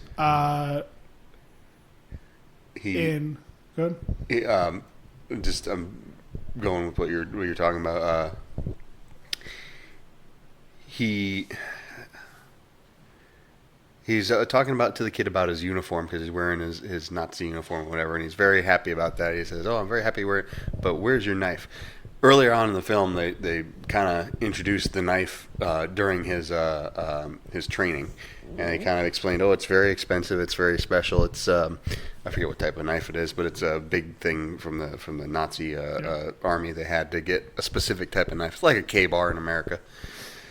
But he points it out, and he's struggling to come up with an excuse. And then enter Elsa, yep, who pretends to be his dead sister. So he has a sister, had a sister. They don't say what happened with her. I don't believe. I don't remember them saying what happens. I don't remember She saying said it either. she But passed away several years ago. Yeah. The girl Elsa was Jojo's sister is Inga. Elsa was her friend, and then she passed away. I guess. I mean, I don't think they explicitly say what happens, but so she pretends to be her. Hands the knife back. They're talking. Then they ask for the papers because they weren't aware that there was a daughter living there. Yep. So they ask for the papers. She digs through, finds Inga's old papers. Yep. Captain K takes it, looks at it, asks, when was it taken? What was the birthday? All this stuff. She answers the questions. He hands it back to her. Then they find the book that JoJo's been writing. Yep. And they're all like loving the fact that it's called the Dirty Jews on the cover. It's like Jew or something like that. Yeah. I mean, it's something in German, so it's a little hard to tell. But yeah, I mean, I think they call it something. Just the something Jews. I forget her. They open it up and it's just all the dumb things she's been saying, like they sleep hanging from the ceilings. They have wings. There's a demon inside controlling them. All the things like they want to believe and they just know it is. And it gets towards the end, it's all these like torture scenarios that this Nathan is going through, and Nathan was Elsa's fiance. Yep.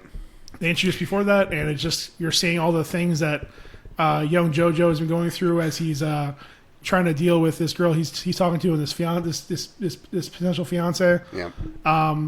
Because he's starting to get the butterflies. Yep. I also like the fact that great joke, very well delivered by Stephen Merchant as they're looking through the book with all the ridiculous things about Jews. He said he's just having a laugh at it, and he goes, "Oh, it's funny because it's true." Because this is things that actual Nazi people believed in the 30s and 40s. Yes, just then. Well, I don't know about now. It's not as prevalent to say that they actually believe that now, but it was documented. There's a lot of shit from that time period where they would put this stuff out. Yeah. Like, this was thought to be knowledge.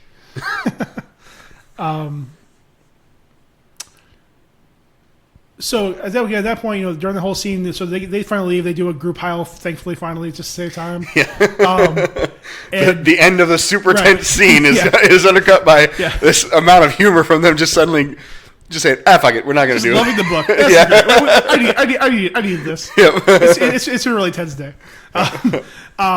And so they leave. So again, the whole time you're thinking, they got there because somebody heard about him asking about Jews, because he asked like the captain about Jews a couple times. Yep. So I think maybe that's that.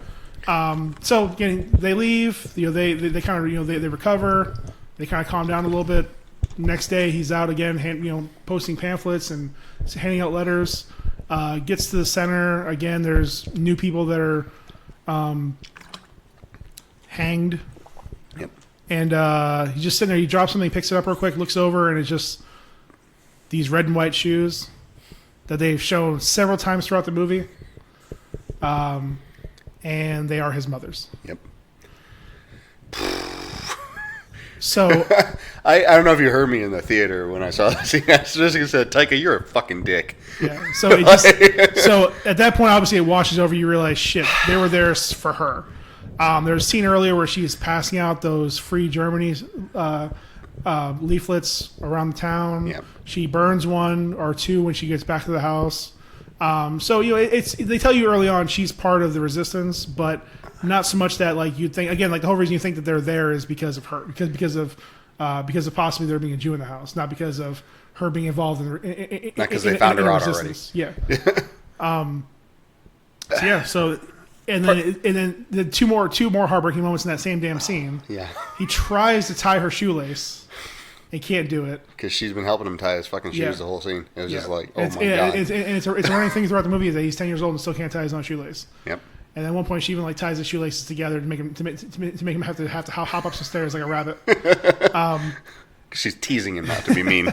Yeah. By the way, we've been saying everybody else, the actors, but Scarlett Johansson, who plays his mother, was fan-fucking-tastic. Yeah. We also didn't get just neglected to mention her, but Rebel Wilson is a great comedic side character. Plays just like a clerk / nurse / whatever she happens to play. Yep.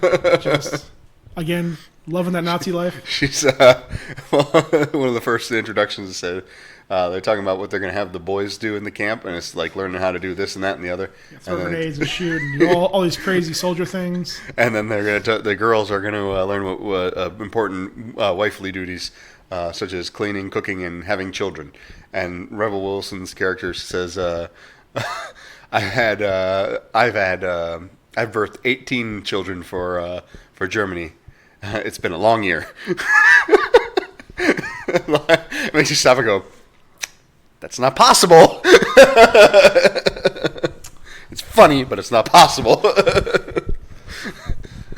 Right, because that's the most outlandish thing of this.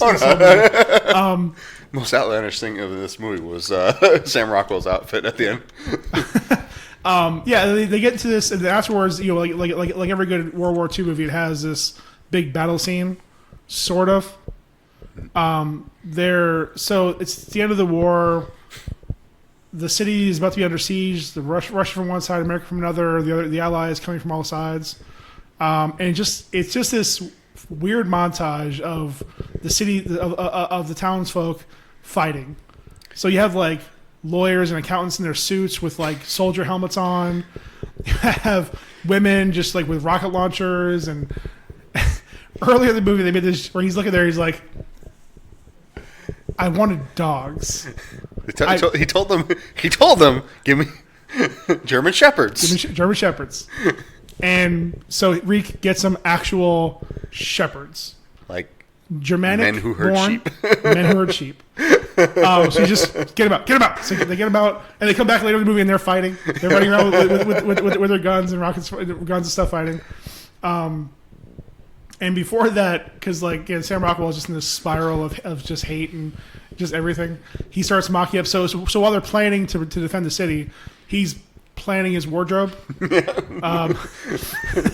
So he's drawing up these ridiculous outfits with like tassels and a cape, and one of them is it's a gun that has a radio on it, so you can make loud noise and annoy the enemy, annoy the enemy.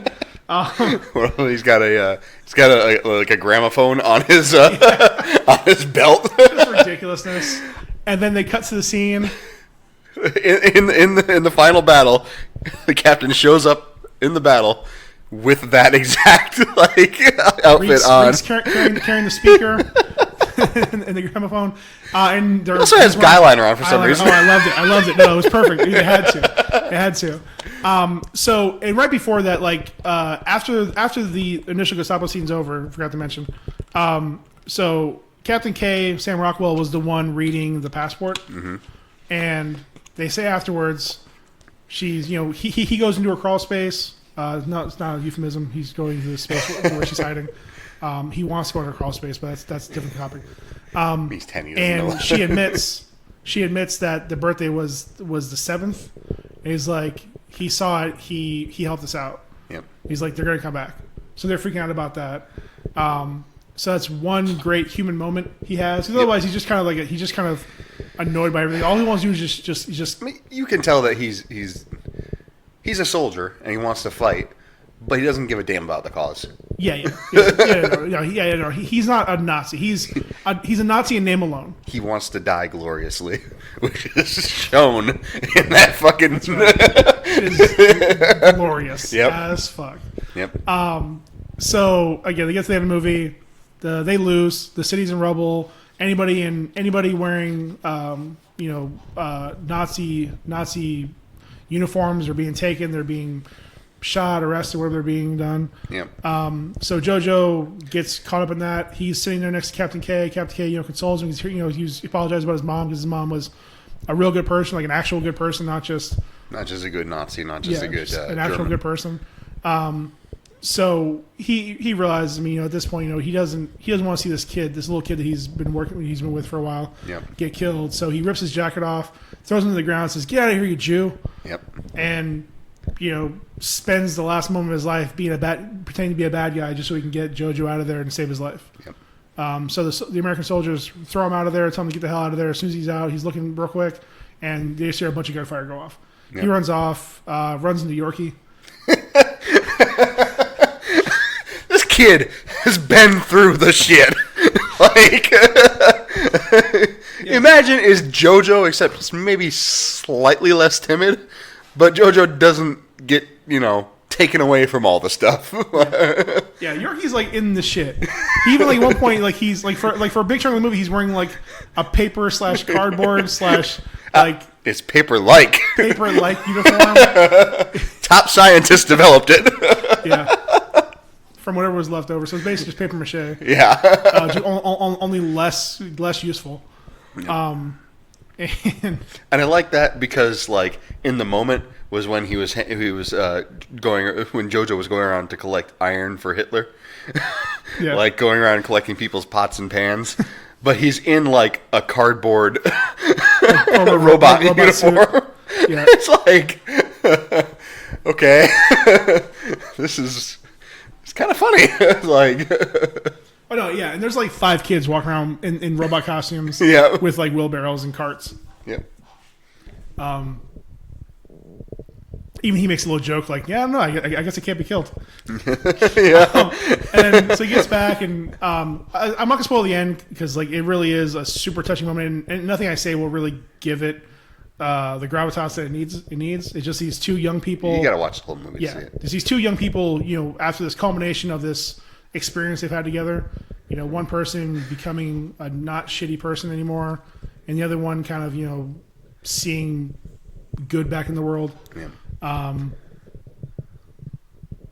And his mother, a lot of times in the movie, spends a lot of time dancing. Yep. Not like Joker level dancing, just little spots here and there where she's dancing, and There she were no makes steps. and she makes a little line earlier where she mentions she's she's talking about dancing. It sounds like, oh, dancing is for people who don't have jobs, and she's like, no, dancing is for people who are free. Yep. So they get to the end of the movie, and obviously the war's over. The young lady Elsa steps out of the house for the first time, and who knows how long. They actually don't even say how long she's been there. Yep. Yeah, it's been 3 years since she's seen her parents, and in those 3 years she's gone to multiple people's houses. Yeah. So there's really no saying how long she's been in that house. I mean, it could have been. I would assume it's been longer than just he was at that camp, but anyway, she's been there for a while, so she hasn't been really outside properly in a very, very long time. So they still have a little more talking and argument, and she's like, okay, so what are we gonna do now? And she just starts swaying a little bit. Yeah. And he starts swaying a little bit, so they just start doing this these really weird, awkward dances that maybe weren't time era appropriate, but just do these silly little dances on their step and in the road. Do you want to touch on the? I know you kind of said you didn't want to spoil everything, but you want to touch on the bit with the. I don't know what that. What he does. What Oh Jojo- yeah. So- Yeah, no, go ahead. That's good. No. So one of the other moments that I think was just really great is Jojo goes home after all this stuff happens, and he goes to tell Elsa what happened, and she's like, "What happened outside? Who won?" And he tells her Germany won, and he's telling her that so that she is forced to stay. But then he does have a change of heart, and he's like, he writes another fake letter because he's been writing fake letters about her boyfriend. So we didn't touch on that, but that's a very touching moment. But he's writing, quote unquote, writes another fake letter. Doesn't actually write anything. He just starts reading it, and he's like, "Oh, it's Nathan. Nathan's the guy that she was writing all the bad stuff about." But he's like, "Oh, it's Nathan. Jojo and I have come up with a plan to get you out of there." So she's still kind of unaware of what happened, and like she comes out of her crawl space, and they're talking about it, and she's like, "I know Nathan's dead. He died a year ago." And she's like, "Okay, what is the plan? How are we getting out of here?" And he's like, "Okay, this, that, and the other, whatever." They talk about their plan, and he's getting ready to go out the door with her. And she, again, at this point, is still under the impression that Germany won. But he stops and turns around while they're getting ready and notices that her shoelace is untied. And he ties it. Like, that's so good. That one fucking moment. Like, I don't know how else to describe it because of the fact that, like, again, you said he's 10 years old, couldn't tie his shoes. At the end of the movie. Yeah. Like I said, and it's a running thing throughout this entire movie where, yeah, he can't tie his shoelace. You know, he's all about Nazis. You know, he loves his mom, but even he gets, you know, he yells at her. They get into an argument a couple times. Mm-hmm. You know, when she disagrees with his politics for a 10-year-old. And then, you know, there's also that where, you know, it's maybe just at first it's him just acknowledging Elsa as a human being. He has to get there first. But then more and more they're hanging out and talking. He starts to get, you know, what they refer to a couple times, you know, like, you know, butterflies in your stomach. You start, you know, talk about, again, the possibility of love and, falling, loving somebody else, you know, willing to do things that, you know, surprise you and things like that. And again, whether it's, you know, and, you know, they have this little kind of oddly adult child conversation about, you know, love and, you know, loving like a brother or the sister, this, that, the whole thing like that. But yeah, I mean, just him, and again, he's not even able to tie his mother's shoelace who's hanging in the square. Yep. You know, the one person who's tied a shoelace his entire life, he can't do that for her. And is finally able to do it. He becomes a man. And ties Elsa's shoelace. Mm-hmm. Oh, it's a great little moment. Yep. And again, one that they don't necessarily like. I mean, it's there obviously in the background, but it's not something that you're expecting right there. Because again, you know, they're ready to go out, and again, it's free, like Ryan was just saying, you know, she's expecting to go out to, you know, Nazi flags everywhere. Yep. You know, he's just trying to figure out what to do next. I mean, because again, these are the only two people they have left in the world. Yep. Like, there's no more parents, no more brothers or sisters or loved ones, or I'm sorry. Jojo has Yorkie, but that's it. Everybody else is gone. He went home to his mother. He needed a cuddle. Yeah. So great. I think I'm going to go home to my mother. And I do love how there are so many people with British accents as Nazis. It's so good. I mean, like a few of them do try slight accents, but it's not what the focus of the movie is. No. It's not going to ruin your immersion. There's still fucking Nazi flags everywhere. So you know full well where you are. I think it was all the kids who had the... Most of them. I think the older kids were doing German accents, but all the actual like kids, they were like British kids. Because great.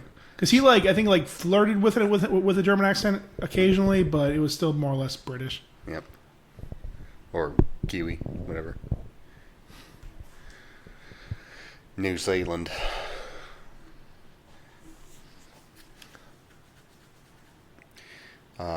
That's pretty much the end of the movie. They start swaying and dancing. And then, great out credits song choice, the German version of Heroes by David Bowie, which was written about the destruction of the Berlin Wall. Taika is great. The music choice is fantastic. Taika's great at music selections, man. Like, just great. And again, obviously you had to do German versions of them. Oh yeah. But yeah, no, just solid across the board. I'm not gonna waste too much time going over it, but yeah, just right after the the screen goes black, they do show a quick little some lines from a poem come up real quick. Again, just about enjoying life. But I mean, just fucking great movie. It's definitely in my top 5 this year so far. Yep. It definitely, yeah. As far as just being exactly what Martin Scorsese says that comic book films aren't. Being an experience, being something that makes you change, makes you think, makes you feel, challenges you. Like, I never in my wildest dreams would have thought about a movie like this. Which apparently was based off a book. Yeah. Like, I should really read more. Yeah. If you haven't seen it, if you're still listening to this for some reason, you should still watch it. I think you should still watch it even if you did listen to the whole thing. Like, because some things are better experienced than just being told about. Yeah, nothing we said will actually do it justice. Hearing the songs played, hearing, even just again, just like that kid acted the shit out of that movie. Oh, yeah.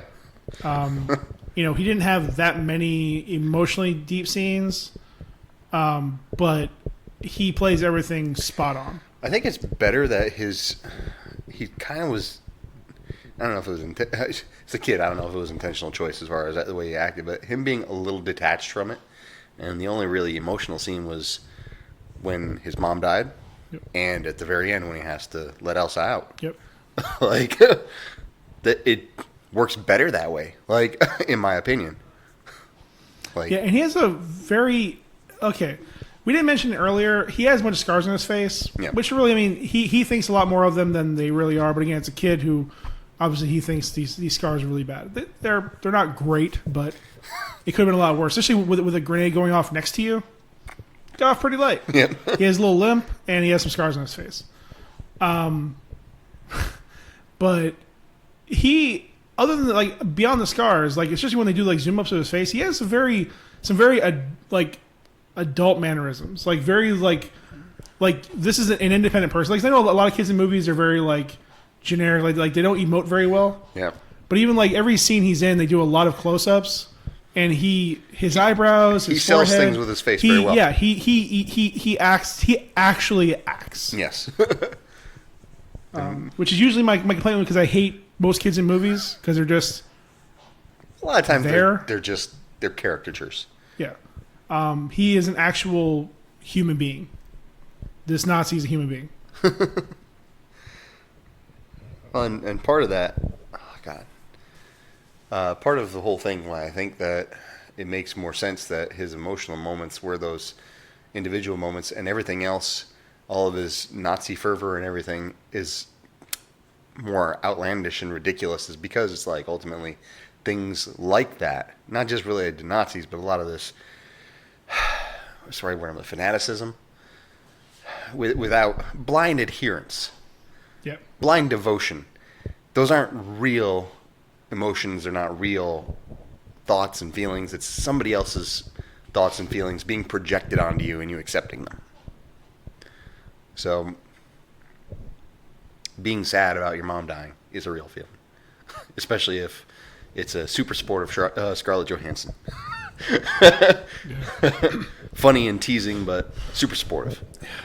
Despite her completely being against his ideals, totally supports him in whatever he does. Still loves him. Still tries to show him the right way. Mm-hmm.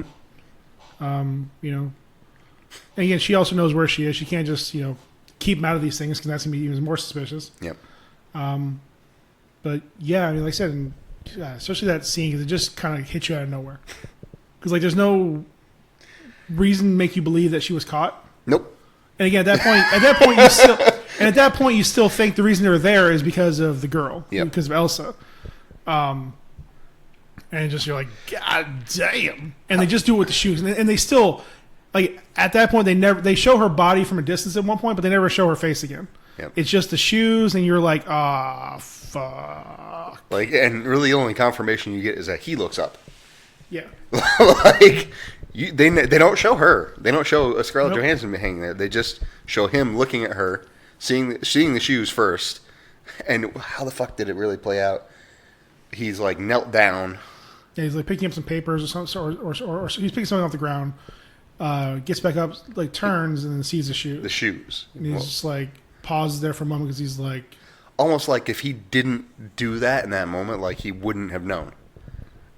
Like, holy shit. He would have just gone home and thought that she was working or something like that. Yep. How fucked is it that those people were just going to leave him there in the house? Like, I get it. You're in the middle of a war. You're awful Nazi people. But they're in the middle of a losing war. Yeah, that too. At that point. I mean, that's like, again, this is like 45. This is like, shit's like ending. Yep. And they're still like, obviously, you know, like all tyrannical regimes, you know, they're still saying that they're winning the war and all this and all that. So, I want to mention about, they do, sorry, what? Okay. Right.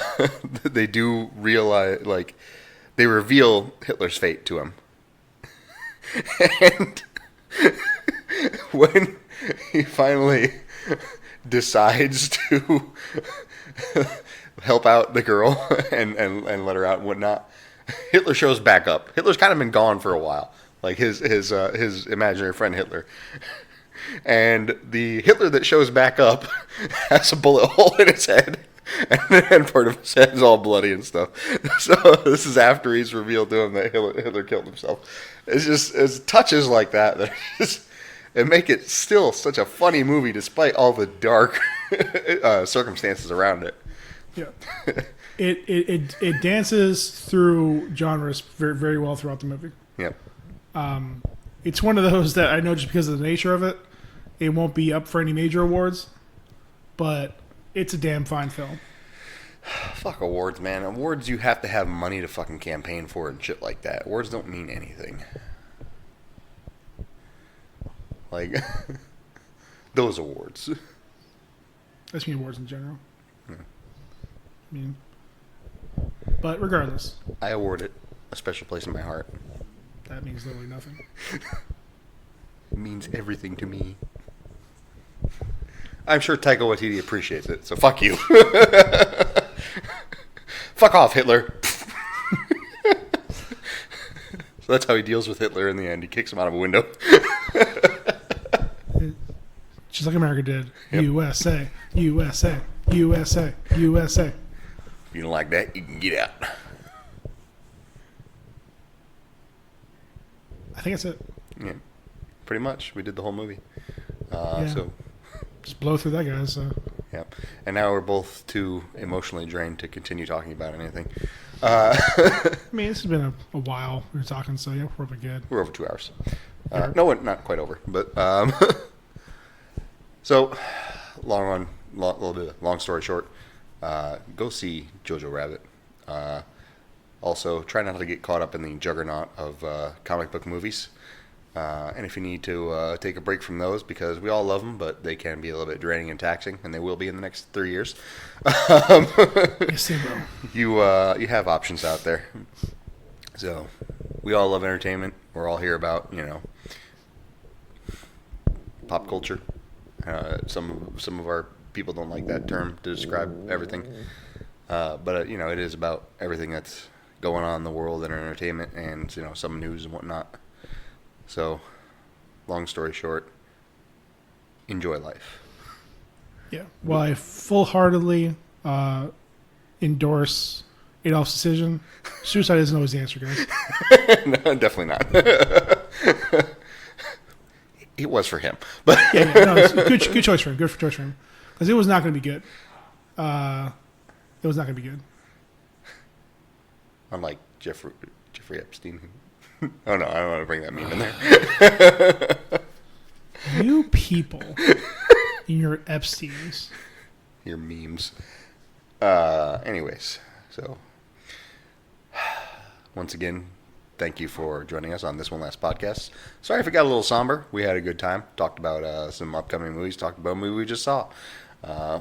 Appreciate you joining us. Be breezy. Yeah, I was right. I'm Ryan B. Online. Say see you next time. Bye. Bye.